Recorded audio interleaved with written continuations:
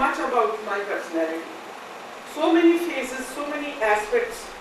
Not only that, but so many follies, so many absurdities, and so many ridiculous situations and things which are blunders, I committed in life. Well, I didn't stop because I was committed to write down my story. And after I had written it, I saw that it was not just a biography. Because, biography writing is a very dangerous thing. You come direct in the line of fire, and incidentally, so many biographies have appeared this very scene. So I was afraid of coming in the light of fire. But I said no. This story is no more a story. It became a saga of suffering and struggle and ultimate success. It became a metaphor of hope and happiness for the disadvantaged. It became a manifesto of goodness because I owed tribute to all those good humanitarian souls who had supported me throughout my life.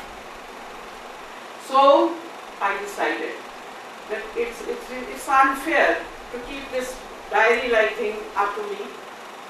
I must gift it. I must gift it to people like me in Pakistan. I have visited schools. I'm glad Your Excellency Javed Hafiz has mentioned that a lot is being done in Pakistan. But sorry to say, I have visited some schools where I've seen hundreds of wheelchair cases. And they say before the sanction comes from above, it is too late. It's only the private sector that is supporting them. And they are getting education. I've seen them getting training in information technology. They are MBAs, MCAs. Though they come of such poor families that they can't even afford a single uniform for them, a single book for them. They are given pick and drop, and they are provided even lunch at school. I'm talking of PSRD of Pakistan at Firozpur Road, Lahore. So I decided to gift this book of mine to these children.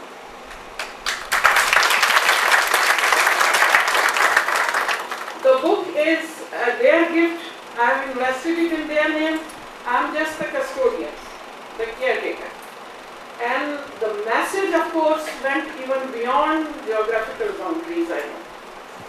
And for that, I'll request my foreign dignitaries and excellencies sitting over here to help me in carrying this message all over the world to people like me, because it's no ordinary message. It's not just something theoretical. Practically, through example, I have proved that life is a blessing, and the life of a disadvantaged person can also be made fruitful, purposeful, and happy. And I'm so very glad to be here in Muscat. I'm reminded, I hope I'm not taking much of your time, just give you 2 minutes more. I'm reminded of my mother. When she would find this exuberant energy of mine unmanageable, sometimes, she would hold her head helplessly and would say, Zahida, had you been a normal girl, you would simply go to fix a patch in the sky. And let me put it in Punjabi. Tu te smani taki lagyan.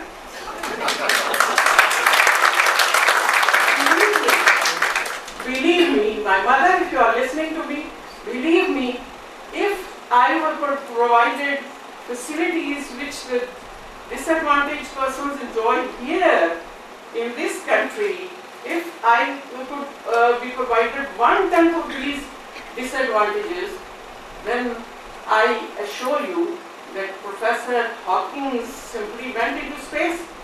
I might have gone even beyond that, to have a chat with Uncle Marshall.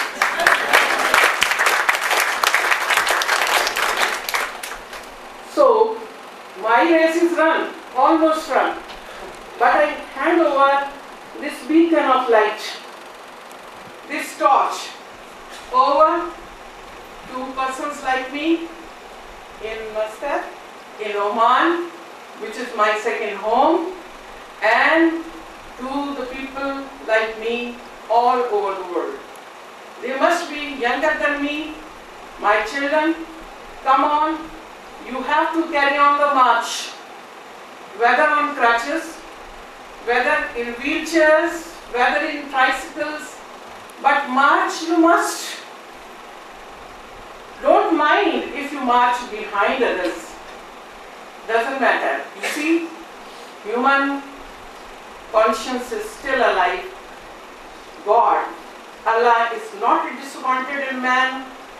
You will find so many philanthropic persons to help you if you stumble or if you fall. But you have to go ahead and scale heights and scale limits which I could not scale, which I could not achieve. I would like to see you lead a quality life after getting a quality education. If Professor Hawkins could become the professor of physics, you see, you can become even principals and deans of these institutions. The realm of mind and soul is very large. So what if body is defective?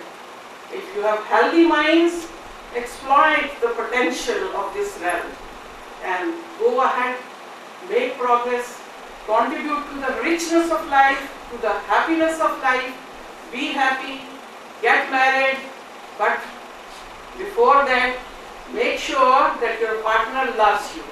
Because you know, when Ijaz offered to marry me, I did not say yes unless I was convinced that he really loved me. He was not going to marry me out of pity. Okay, get married, have children, and enjoy the bliss of life, lead a fruitful life, and contribute to the welfare of your nations wherever you are. God bless you all. I'm very thankful. I'm really overwhelmed by your presence. And in the end, I would like to thank the administration of this club. I would like to thank Madam Barka, and I'm really obliged and overwhelmed by the presence of Sayyida Alia. True to her name, she is Alia, no doubt, because she's the patron of this organization. And Barka, I call Barka the Great. And Mr. Tariq Khaburi, you are a star, no doubt. You are a star. At-Tariqu ma adraka mat-Tariq. My dear Fayyal, the idea was, introduced by you. You conceived it and you wanted to hold it l'amour. That is in a very stylish, dignified manner. Thank you very much. I'm very glad with everybody's contribution, with everybody's participation. And in the end, I would request Mr. Zahida Ijaz, Ambassador of Pakistan, to come over here so that we could present this gift from the ambassadors of hope from my country, from our Pakistan, to Madam Alia and also to Anab.